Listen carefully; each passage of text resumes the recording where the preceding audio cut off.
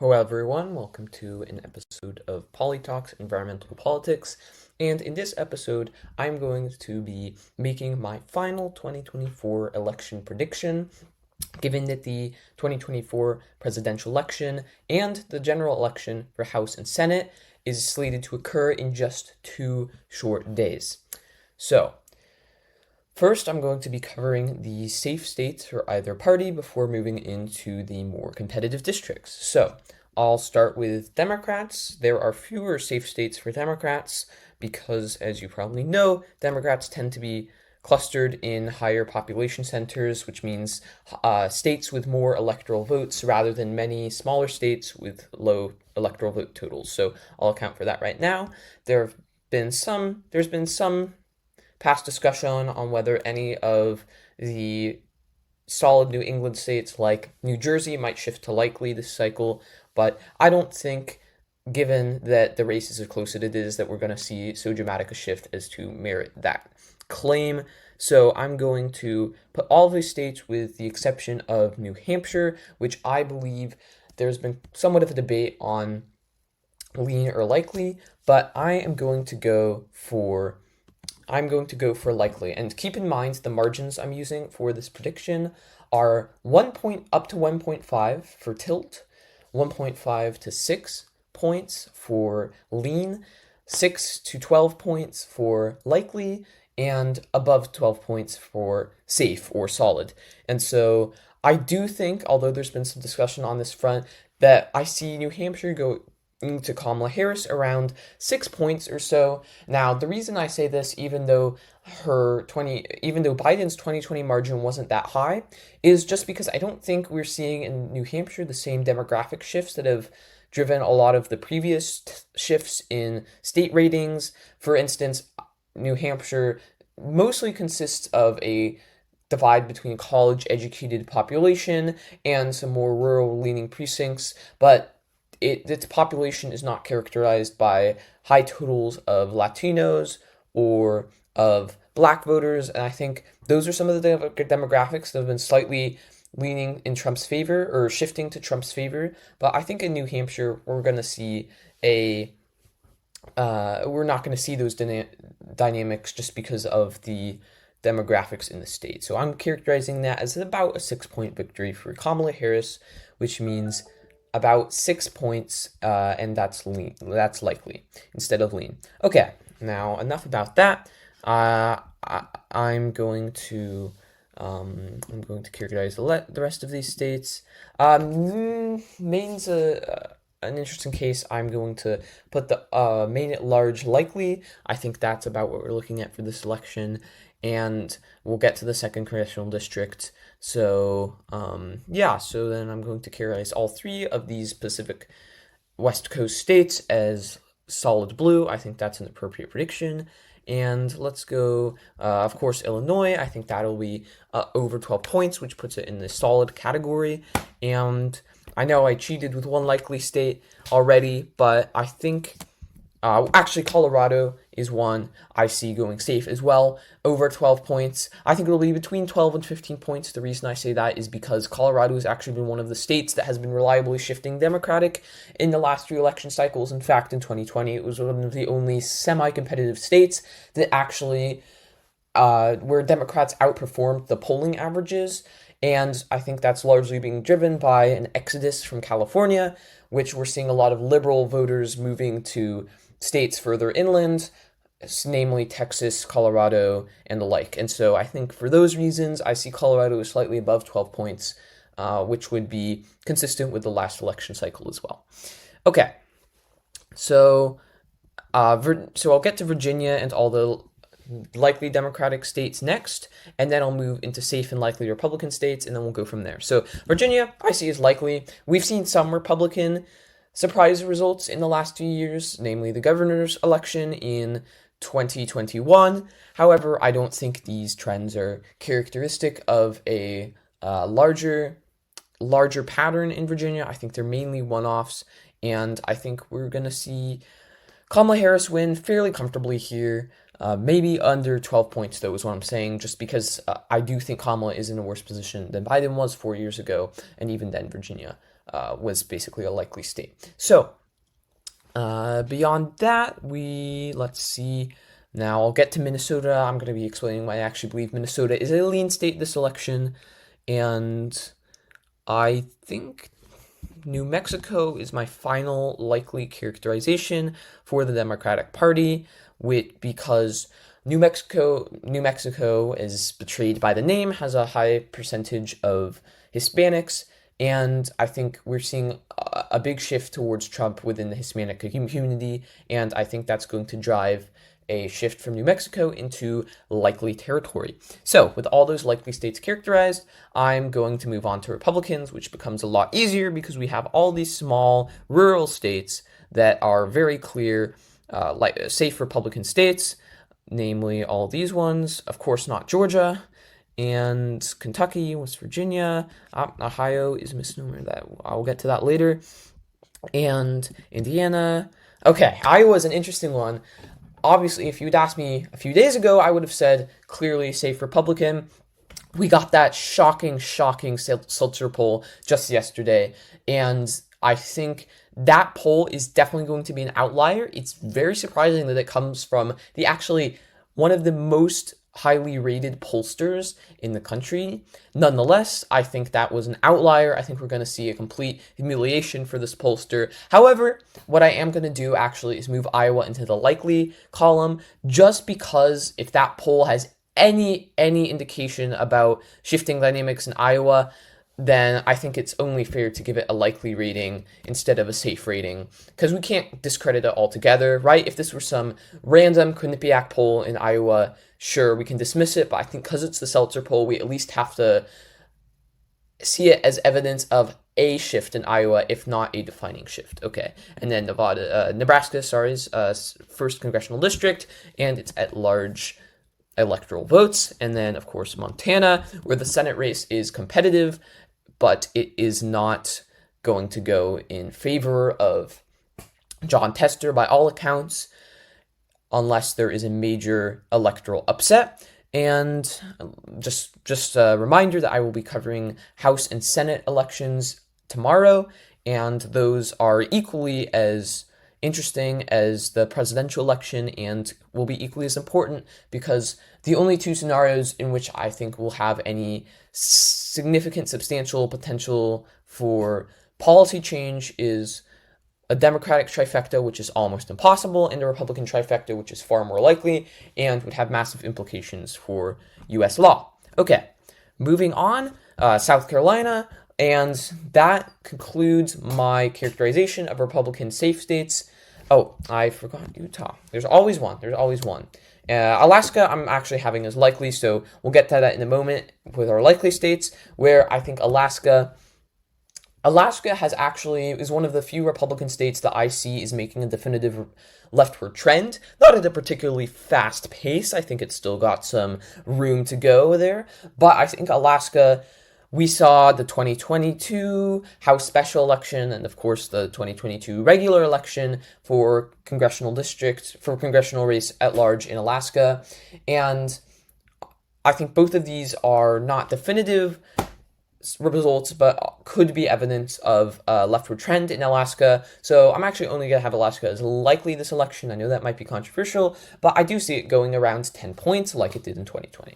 Okay, next I'm going to move on to Texas and Florida, which, while were somewhat discussed as being competitive states in 2020, both of them are now widely regarded as likely Republican states, not quite safe yet, but likely because of the rightward trend among Latinos, which in the case of Florida has largely been driven by the Cuban immigrant population, which forms a significant portion of Miami-Dade County.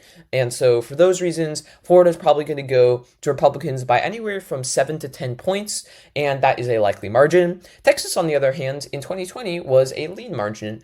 However, in 2024, I think those same demographic shifts will render it about a 9 or 10 point victory, maybe even higher for Donald Trump, and for that reason, I have it as likely. Okay, Now we're going to move on to the great state of Ohio, which again we saw in 2020 was a likely margin, and I do not expect that to change in the slightest, because if anything, the Rust Belt states have shifted right since 2020, and we're going to see tighter results in 2020, even tighter results. And Ohio is simply a state that is irrecoverable for Democrats at this point. They're not directing any funding towards this. They know it's a lost cause. It's going to go for a likely margin, most likely even higher than it went in 2020. Okay, and then Maine's 2nd congressional district, that's also a likely seat. It might seem surprising for a state like Maine, which has historically gone liberal or Democratic, but the 2nd congressional district's far more rural, and although it has a Democratic representative, we're not going to see that repeated on the presidential level. This will be a Trump victory in that district, meaning that Maine will split 3-1 on the electoral level. And actually, I forgot to mention earlier in my likely characterizations for Democrats, Nebraska's 2nd district, based on the data we're seeing so far, is pretty comfortably going to be a Kamala Harris win, which could actually be decisive in the event of a Kamala Harris Rust Belt sweep and a Donald Trump victory in Nevada, which is one of the many tie scenarios that theoretically could occur but would be averted and in favor of Kamala Harris should Nebraska's 2nd congressional district go blue as expected. So my final these are all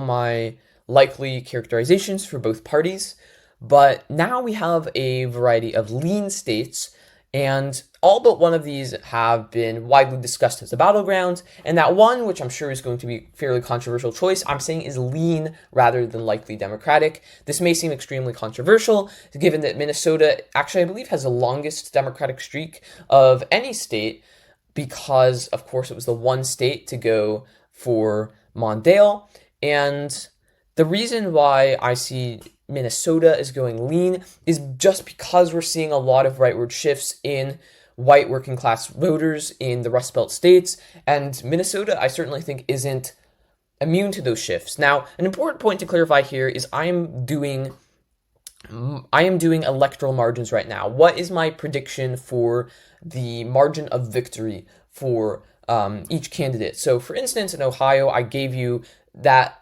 7 to 10 figure. Same in Florida. In Texas, I said 9 to 10 points. So in Minnesota, I think this race will be extremely close to 6 points, but I do think it'll be slightly under that threshold just because of those electoral shifts. Now, if I was making an electoral prediction based on likelihood margins, then I would say Minnesota would be likely Democratic, because although I think it's going to be a likely margin, I don't think there's much margin for error there, and I think it would be extremely unlikely that Trump win the state. But I do think when all the votes are counted, it will be around 5.9%, anywhere around that figure for Kamala Harris, and so that's why I have it as lean. But with all the mostly non-competitive states out of the way, we can move on to the 7 widely touted battleground races for this election, namely Nevada, Arizona, Georgia, North Carolina, Pennsylvania, Michigan, and Wisconsin. And we'll start out on the Republican end in 3 races that I see is pretty definitively going to Republicans, and where I would be surprised if a Democrat registered a win. And if on the presidential level, and those are North Carolina, Georgia, and Arizona, which I all have as currently lean seats, or lean states. And I'll start with Georgia, which is, even though we saw a narrow Democratic victory in 2020, I don't think that pattern will be repeated, because Donald Trump has made significant inroads among black voters, which of course are a major demographic within Georgia in particular. And I think Georgia, of course, was a Republican-leaning state prior to the 2020 election, and I think 2020 was somewhat of an outlier because black voters turned out for Biden in droves, and we also saw major gains among Democrats in the Georgia suburbs. In 2024, I think a lot of that enthusiasm will be dampened, and as I said, Donald Trump has made inroads among black voters, so I see that going to Donald Trump, and for that reason, I have it in the lean category. And if you want a margin prediction, I think this will be just over 1.5 points. So probably around 2 points is my guess, which is still close, but it's not close enough for Kamala Harris to get any electoral votes from the state, of course. Now, moving into North Carolina, this is a state that has vexed Democrats for a long time on the presidential level, widely characterized as a lean Democratic state in the 2020 election. It bucked predictions and went to Democrats by about 1.3 points, which is a tilt margin under my margins, and I think we'll see a fairly similar margin, except a little higher for Trump, at around 1.6, 1.7. And again, this is still close. I have North Carolina going slightly to the left of Georgia this time, which is a fairly spicy prediction. But I think North Carolina has fewer black voters and more white working class voters, and I think we'll see less of a trend among those voters, although that trend very much exists. But I think North Carolina is almost perfectly split between the Rust Belt and the Southern Belt, and there are elements of each demographically in North Carolina. But I think Trump's going to make far more gains in the Sun Belt this election cycle than he will in the Rust Belt. As you'll see in a moment, I believe the Rust Belt will be extremely close on the presidential level, and so I think North Carolina will go slightly to the left of Georgia, but not enough to make it a tilt state. And finally, Arizona, a state that, of course, Joe Biden carried in the 2020 presidential election, but a state that I have going lean red, mainly on account of the rightward trend among Latino voters since 2020. So, although the Sun Belt very much remains competitive in the years to come, based on the demographics I've seen and the overall underperformance of Kamala Harris among Latino voters, I have the state in the Republican column at about a 1.7 margin of victory, give or take a few tenths of percentage points. And that does it for the Sun Belt. So now we have the real meat of this election, which is the Rust Belt, which I'm not going to lie to you, will decide the election. And of course, the most contested state within the Rust Belt is Pennsylvania, but I'll first be starting with Michigan, which is an extremely difficult case. I think absolutely this will be the closest state of the 2024 presidential election. However, I do have it going tilt Democratic, even as some have predicted a Trump Rust Belt sweep. Why is this the case? Well, it's difficult to say, but I do believe that Michigan, based on past data, tends to be the most Democratic leaning of the three Rust Belt states, and based on the polls we've seen in this region, Kamala Harris appears to have a very, very slight edge in the state. And so for that reason, I have it going Democrat by the smallest of margins. Quite frankly, I think this very well could come down to a few thousand votes and a recount. Next, in the state of Wisconsin, which, I'll delay the suspense, I have is going very, very tilt red, similar to Michigan. Now, Wisconsin, although it has similar demographics to Michigan and Minnesota, does have also a little bit of a rightward inclination in this election cycle, mainly because of Kamala Harris's underperformance among white working class voters, which is a key demographic in Wisconsin. I think Trump has made better economic messaging to these white working class voters, and I think those efforts will pay off. And again, I do have Wisconsin going very slightly Republican, perhaps by a few tenths of a percentage point, but perhaps a little less close than the neighboring state of Michigan. Okay, now before I move on to Pennsylvania, I'll be reviewing Nevada, which will not determine this election, but will still be an important state nonetheless. And contrary to many political commentators, I believe that Nevada is going blue by the tiltest of margins. And I am basing this off the differences in Latino vote between Nevada and Texas, right? And Florida. So a frequent and common argument for Nevada going blue, or for Nevada going red rather, is that the Latino vote is shifting right, which I do believe to be the case, and that will implicate Nevada, which has a high Latino population. However, what I would say is that although these shifts do exist, I don't think the Sorry. Now, as I was saying, I do believe that Nevada's Latino population is ever so slightly different from Texas and Florida's Latino populations. Here's what I mean by that. So, as we know, Texas and Florida are both states in the U.S. South, and Texas borders, of course, Mexico, leading to a wide influx of immigrants into Texas. Now, the immigrants into Florida and Texas tend to be quite Republican-leaning because traditionally they are escaping communist governments or simply seek non-intervention from the government. And that explains why Florida and Texas tend to be reliably Republican states, and especially why Florida has shifted right in the past few years. Now, Nevada's Latino population, however, tend to be later generation immigrants that are a little further removed from the circumstances of their immigration, and for that reason they tend to be a little more left-leaning. And I do think that although Trump will make inroads with these voters, it won't be quite enough to flip Nevada from its 2.4 margin in both 2020 and 2016. So for that reason, I have it going blue by about 0.5 points, which is nonetheless an extremely small margin. Now, of course, the big prize of the 2024 election, the state that everyone's talking about, and the state that in all likelihood will end up going to the winner of the 2024 presidential election, that being, of course, Pennsylvania. Now, which way is Pennsylvania going? Well, based on the data I've seen so far, and the myriad observations, commentary, and polling information we have on Pennsylvania, I have it as the slightest of Republican victories, and I'll explain why. Sorry about that. So, Pennsylvania, again, has similar demographics to the rest of the Rust Belt states, and the white working class, especially the steel mill industry, are a crucial demographic of voters that both Kamala Harris and Donald Trump are absolutely targeting in this election.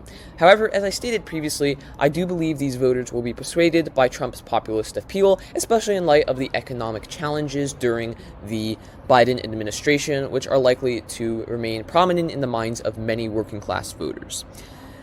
Moreover, based on the polling data we've seen so far, it seems to appear likely that a very slight Donald Trump victory is imminent in this state, and we're starting to see a swing, especially from the 2020 election. And if we think back to 2020, polling aggregates greatly overestimated Joe Biden's support in Pennsylvania. And if we even estimate the slightest amount if we assume even the slightest amount of over-representation for a third electoral cycle in a row, then Pennsylvania will be going into the Republican column, which I have it now, by about a 0.6 margin, let's say, is about where I have it right now. And so that does it. Trump does win the election at 291 to Kamala Harris's 247. This margin appears slightly unbalanced, but the reality is this is actually an extremely close election scenario where we have 4 tilt states that totaled a solid chunk of electoral votes this election. So in sum, we're going to see likely a Trump victory in 2024. Thank you.